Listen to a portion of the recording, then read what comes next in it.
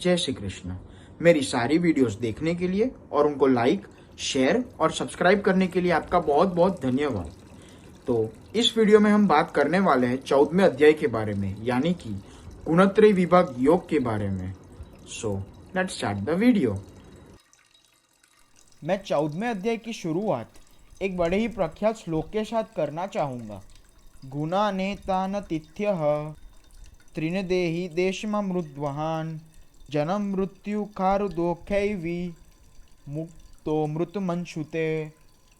भागवत गीता के 14वें अध्याय में हम जानेंगे कि किस तरह हमारा स्वभाव और ये पूरा संसार 3 गुणों में बटा हुआ है। श्री कृष्ण ने अर्जुन से ये बोला कि अब मैं तुझे वो 3 गुणों के बारे में बताऊंगा जो एक आत्मा को शरीर के मोह से बांधते हैं और जिन्हें जानकर कोई भी मनुष्य मुझे पा सकता है। ये तीनों गुण हैं सत्वगुण, तमोगुण और रजोगुण। तत्वगुण इन सभी गुणों में श्रेष्ठ है और ये ज्ञान और सुख से जोड़ता है। रजोगुण कामना और आसक्ति से उत्पन्न होता है जो कि कर्म और उसके फल में बांधता है, और रजोगुण मनुष्य को भोग विलास और आलस से बांधता है। हे अर्जुन, सत्वगुण सुख देता है, रजोगुण कर्म करवाता है और तमोगुण मनुष्य को अपने स्थान से भी और नीचे गिरा देता है।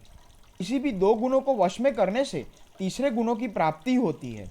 जिस पल मन शांत और ज्ञान से बढ़ा हुआ लगे उस समय ये मानना चाहिए कि सत्वगुण बढ़ रहा है। जिस पल स्वार्थ और लालच का अभाव हो उस समय रजोगुण बढ़ता है, और जिस समय आलस और अंधकार हो उस समय तमोगुण बढ़ रहा है।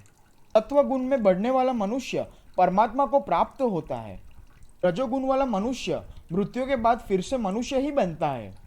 तमोगुण वाला प्राणी अगले जन्म में ईट पतंग बनता है। सात्विक कर्म का परिणाम है सुख, रजोगुण का परिणाम है दुख, तामस गुण का परिणाम अज्ञान होता है। जो व्यक्ति ये चीज़ जानता है कि ये 3 गुण ही उससे काम करवाते हैं, वो मनुष्य अपने कर्तव्य और संसार से मुक्त हो जाता है, और इस तरह से सोने, पत्थर और मिट्टी को एक मानने वाला मनुष्य मुझे यानी परमात्मा को प्राप्त होता है। ये 3 प्रकार सत्व, रज और तम हमारी लाइफ में बहुत यूजफुल है। अगर आप मेहनत करके कुछ उम्मीद नहीं करोगे तो आप बहुत खुश रहोगे। अगर आप किसी रिजल्ट को देखकर मेहनत कर रहे हो तो इसकी कोई गारंटी नहीं है कि आपको सुख ही प्राप्त हो।